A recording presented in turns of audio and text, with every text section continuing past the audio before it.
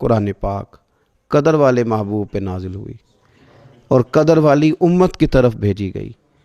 نبی پاک صلی اللہ تعالیٰ علیہ وسلم نے جب پرانی امتوں کی عمریں دیکھی، نہ کسی کی 1000 سال ہوئی، کسی کی اس سے زیادہ ہوئی، تو اللہ کے محبوب علیہ السلام کے دل مبارک میں یہ خیال آیا کہ میری امت کی عمریں تو بڑی تھوڑی ہوں گی، تو کیسے اتنی لمبی نیکیاں کر سکیں گے؟ تو اللہ تعالیٰ نے پھر لیلۃ القدر عطا فرمائی۔ گویا اس ایک رات میں جو آدمی نیکی کرے، 1000 دن نہیں۔ کتنا لوگوں کو شوق ہے کہ کوئی ایسا جیک لگے، یکدم میری ساری چیزیں بڑھ جائیں، تو اس پر بھی تو ذرا غور کرے نا۔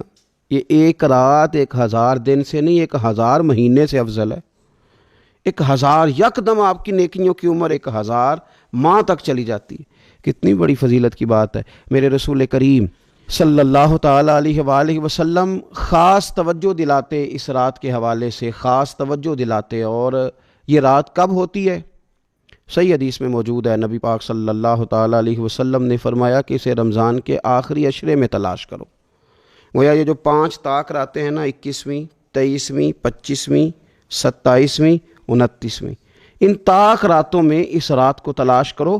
اس رات اللہ کے فرشتے نازل ہوتے ہیں، آسمان دنیا پر، زمین پر فرشتے اترتے ہیں۔ حضرت جبریل امین علیہ السلام انہیں لے کر کے آتے ہیں، اور فرشتے کیا کرتے ہیں کہ جو بندہ اس رات اللہ کی یاد میں موجود ہو، جو بندہ اللہ تبارک و تعالیٰ کے ذکر میں موجود ہو، جو بندہ اس دن اللہ تبارک و تعالیٰ کی بارگاہ میں کسی بھی طور پر حاضر ہو، فرشتے اس کے لیے دعائے مغفرت بھی کرتے ہیں اور رب کی بارگاہ میں التجائے رحمت بھی کرتے ہیں۔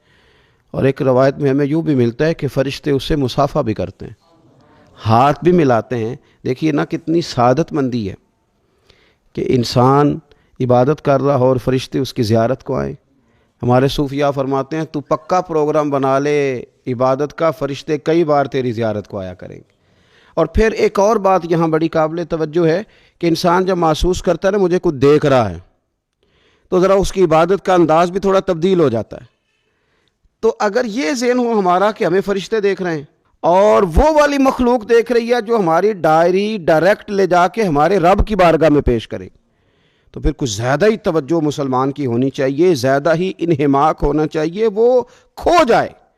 ٹھیک ہے ہم کمزور بھی ہیں، ہمارے اندر کچھ پریشانیاں بھی ہیں، ہماری بیماریاں بھی ہیں، ہم لاغر بھی ہیں، ضعف بھی آ جاتا ہے، تھکاوٹ بھی ہمیں آ لیتی ہے، لیکن لمبی تو بات ہی کوئی نہیں، 5 تو طاق راتیں۔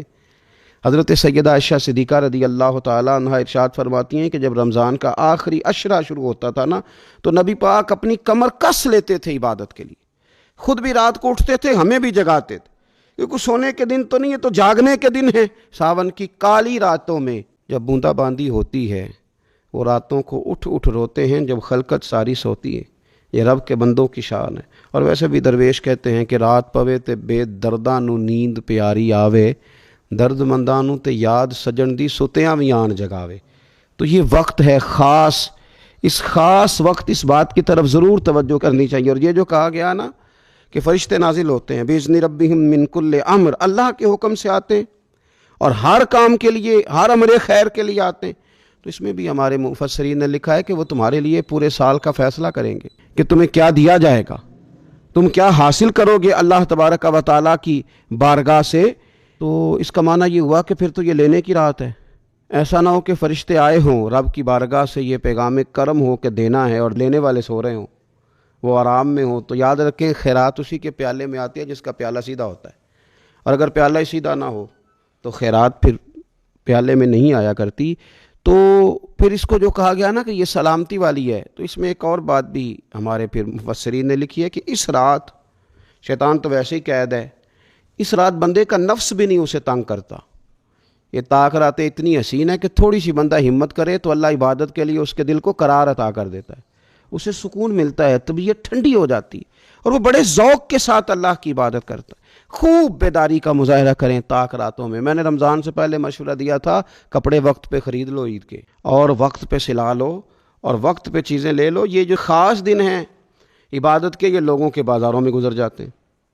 یہ زیادہ تر وقت ہمارا خریداری میں اور شاپنگ میں اور ایسے مہمل کاموں میں صرف ہو جاتا ہے کہ جن کی وجہ سے یہ خاص چیزیں جو ہمیں میسر آنی تھیں ان سے ہم کئی دفعہ رہ جاتے ہیں۔ تو اس رات کرنا کیا ہے؟ زیادہ سے زیادہ کھڑے ہو کے رب کی عبادت کریں، قرآن شریف کی تلاوت کریں، استغفار پڑھیں، سیدہ طیبہ طاہرہ حضرت عائشہ صدیقہ رضی اللہ تعالی عنہا نے عرض کی یا رسول اللہ اگر مجھے یہ رات مل جائے تو کیا پڑھوں؟ تو فرمایا عائشہ تم یہ دعا مانگنا اللہم انک عفو، اے اللہ بے شک تو درگزر کرنے والا، تحب العفو، اور تو درگزر کرنے کو پسند بھی کرتا ہے، فاعف عنی، ہم سے بھی درگزر فرما، ہمارے گناہوں کو معاف فرما۔ یعنی اس رات اللہ سے درگزر کا سوال کریں۔ جن لوگوں کے سامنے اپنی خطائیں ہوتی ہیں وہ تو ویسے بیچارے ہر وقت معافی مانگتے رہتے ہیں، جن کے پیش نظر اپنی غلطیاں ہوتی ہیں، جو اپنے رب کریم کی بارگاہ میں حاضر ہونے کا ارادہ رکھتے ہیں صاف ستھرا ہو کر، وہ تو ویسے ہی معافی کے طلبگار ہوتے ہیں۔ تو یہ تو خاص چانس ملا ہے معافی مانگنے کا، تو بالکل سستی کا مظاہرہ نہ کریں، بالخصوص وہ لوگ جو اعتکاف میں موجود ہیں۔ نیند تو کسی وقت بھی آ جاتی ہے، آپ دوپہر کو بھی ذرا چپ کر کے لائٹ آف کریں تو یہ آ ہی جاتی ہے۔ آپ سر شام بھی تھوڑا سا کھانا کھانے کے بعد اگر کمر سیدھی کرنے کو بھی لیٹ جائیں تو نیند تو پھر بھی آ ہی جاتی ہے۔ لیکن یہ سنہری قسم کے ایام ہیں، سختی نہیں، پابندی نہیں، فرض نہیں، لیکن اگر شوق کے ساتھ، ذوق کے ساتھ، توجہ کے ساتھ، میں ایک مثال دیا کرتا ہوں کہ یہ ہمارے پاس قیمتی دن ہے رمضان کے، ایک عمل کا ثواب 70 کے برابر ہے۔ تو جس طرح انسان کے پاس کوئی چیز تھوڑی دیر کے لیے آئے تو اس نے جانا ہو تو لوگ اس سے زیادہ فائدہ اٹھانے کی کوشش کرتے ہیں۔ دیہاتوں میں نا غریب گھروں میں استری نہیں ہوتی تھی، ہر گھر میں نہیں ہوتی تھی، تو کسی پڑوس سے استری لے کے آتے تھے تو بوڑھے لوگ یہ کہا کرتے تھے کہ زیادہ کپڑے استری کر لو، استری واپس کرنی ہے۔ جس چیز کو واپس کرنا ہو تھوڑی دیر کے لیے ہمارے پاس ہو، اس سے زیادہ لوگ نفع لینے کی کوشش کرتے ہیں، تو یہ تو تھوڑے دن باقی رہ گئے، طاق راتیں تھوڑی رہ گئیں، زیادہ نفع لینے کی کوشش کریں۔ اللہ تعالیٰ اس سال جب فرشتے لیلۃ القدر پہ آئیں تو وہ امت مسلمہ کے لیے ایسا رحمت کا پیغام لے کے آئیں کہ دین پھر سے غالب ہو جائے، اسلام پوری دنیا کے اندر اپنے غلبے کے ساتھ سامنے آ جائے، کفر کا، ظلم کا، زیادتی کا، جبر کا ہمیشہ کے لیے خاتمہ ہو جائے، اور اللہ تعالیٰ اس سال لیلۃ القدر میں جن لوگوں کو معاف کرے گا رب کریم ہم سب کے نام اس میں شامل فرمائے۔ آخر دعوانا ان الحمدللہ رب العالمین۔ قرآن مجید نے ارشاد فرمایا میرے گھر کو خوب صاف ستھرا کرو، طواف کرنے والوں کے لیے اور اعتکاف کرنے والوں کے لیے اور رکوع اور سجود کرنے والوں کے لیے۔ نبی پاک صلی اللہ تعالیٰ علیہ وسلم نے ہر سال رمضان المبارک کے آخری عشرے کا اعتکاف فرمایا ہے۔ ایک سال کسی وجہ سے اعتکاف نہ فرما سکے تو اگلے سال 20 دنوں کا اعتکاف فرمایا۔ نبی پاک صلی اللہ تعالیٰ علیہ وآلہ وسلم نے اعتکاف کا جو مقصد بیان کیا وہ شب قدر کی تلاش بیان کیا۔ اعتکاف سے مراد یہ ہے کہ انسان سارا کچھ چھوڑ چھاڑ کے اللہ تعالیٰ کے گھر میں اس کی عبادت کے لیے، اس کو راضی کرنے کے لیے بیٹھ جائے، اور 10 دن جب وہ مسجد شریف میں حاضر رہتا ہے تو حضور صلی اللہ تعالیٰ علیہ وسلم فرماتے ہیں اللہ تعالیٰ اسے 2 حج اور 2 عمرے کا ثواب عطا کرتا ہے۔ اعتکاف کے اندر کچھ باتیں بڑی ضروری ہوتی ہیں، جیسا کہ انسان کو بلا ضرورت طبی مسجد سے باہر نہیں آنا، اس کو کوئی فضول بات نہیں کرنی، اس کو کوئی ایسا کام نہیں کرنا کہ جو شریعت اسلامیہ جس سے منع کرتی ہو۔ اس کے ساتھ ساتھ کچھ اعتکاف کے آداب بھی ہیں کہ اس نے 10 دن مسجد کے اندر رہنا ہے تو آخر اس نے کرنا کیا ہے۔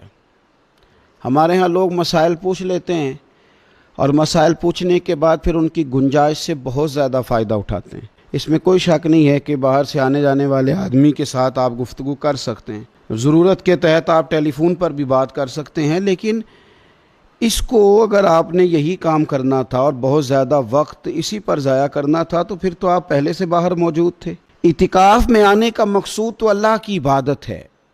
اعتکاف میں جب آپ آ گئے تو اس کا مقصد ہے کہ آپ کچھ دنوں کے لیے لوگوں سے کٹ کے اللہ کی بارگاہ میں حاضر ہو گئے، آپ نے اپنے رب کو راضی کرنے کا ارادہ کر لیا۔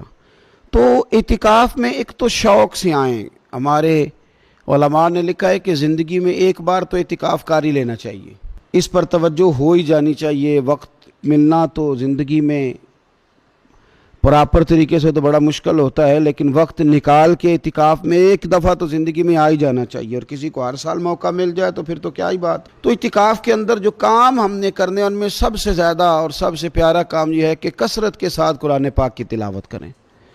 نبی پاک صلی اللہ تعالیٰ علیہ وآلہ وسلم رمضان المبارک میں قرآن پاک کا دور فرماتے تھے حضرت جبریل امین علیہ السلام کے ساتھ، اور جس سال حضور کا وصال ظاہری ہوا اس سال حضور فرماتے ہیں 2 مرتبہ قرآن پاک کا دور کیا.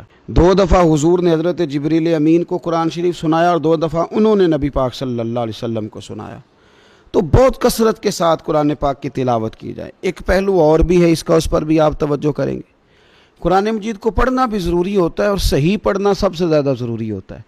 تو اگر آپ کسی ایسی مسجد میں تشریف فرما ہیں جہاں آپ کے لیے بندوبست کیا گیا ہے تو کوشش کریں کہ وہاں قاری صاحب سے، عالم صاحب سے، امام صاحب سے آپ قرآن مجید کو سیکھیں.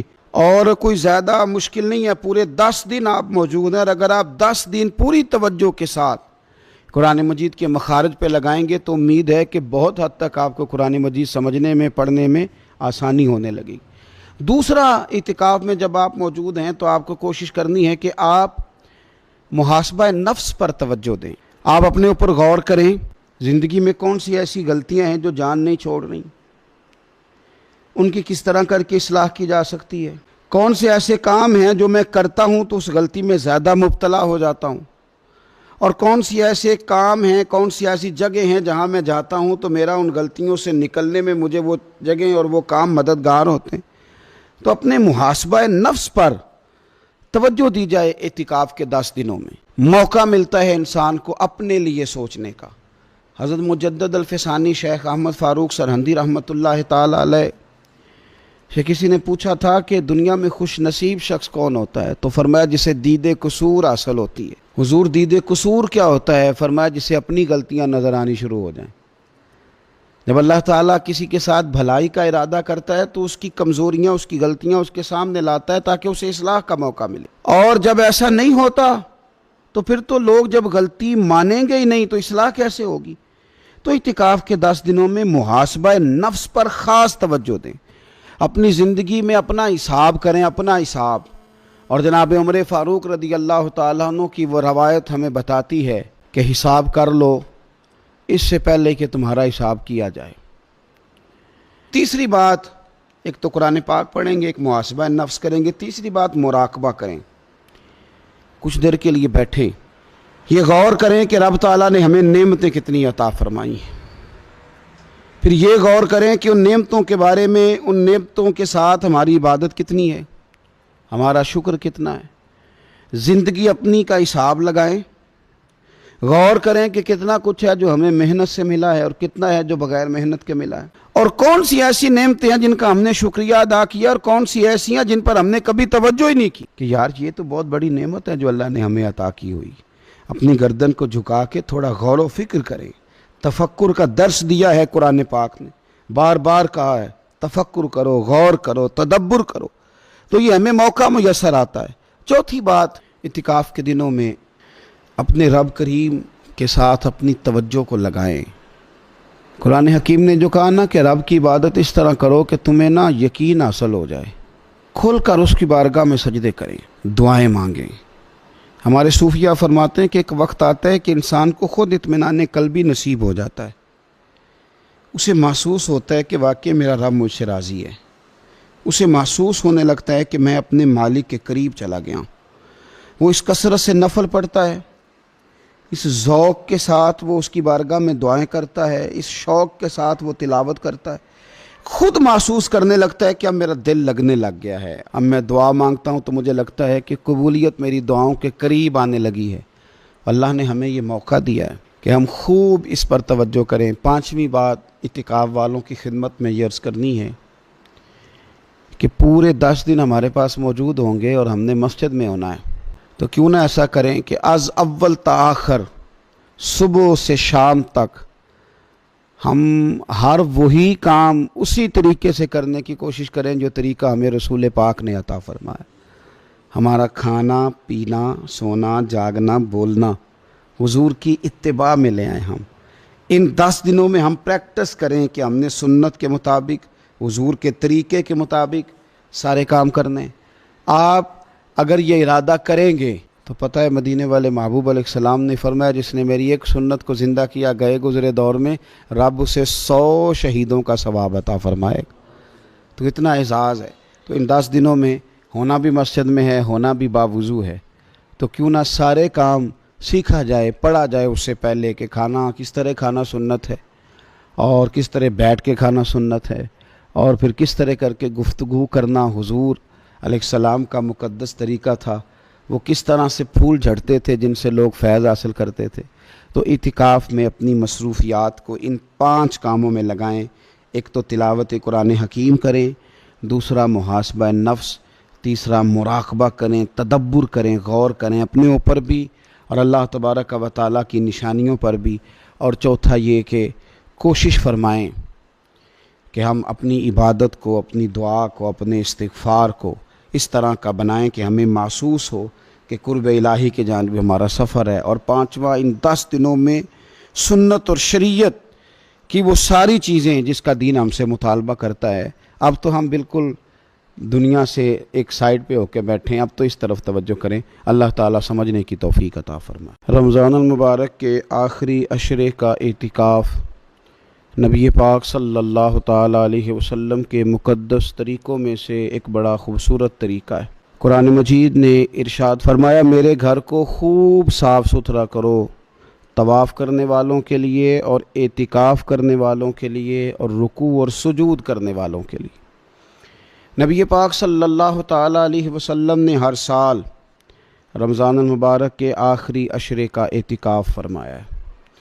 ایک سال کسی وجہ سے اعتکاف نہ فرما سکے تو اگلے سال 20 دنوں کا اعتکاف فرمایا۔ نبی پاک صلی اللہ تعالیٰ علیہ وآلہ وسلم نے اعتکاف کا جو مقصد بیان کیا وہ شب قدر کی تلاش بیان کیا۔ اعتکاف سے مراد یہ ہے کہ انسان سارا کچھ چھوڑ چھاڑ کے اللہ تعالیٰ کے گھر میں اس کی عبادت کے لیے، اس کو راضی کرنے کے لیے بیٹھ جائے، اور 10 دن جب وہ مسجد شریف میں حاضر رہتا ہے تو حضور صلی اللہ تعالیٰ علیہ وسلم فرماتے ہیں اللہ تعالیٰ اسے 2 حج اور 2 عمرے کا ثواب عطا کرتا ہے۔ اعتکاف کے اندر کچھ باتیں بڑی ضروری ہوتی ہیں، جیسا کہ انسان کو بلا ضرورت طبی مسجد سے باہر نہیں آنا، اس کو کوئی فضول بات نہیں کرنی، اس کو کوئی ایسا کام نہیں کرنا کہ جو شریعت اسلامیہ جس سے منع کرتی ہو۔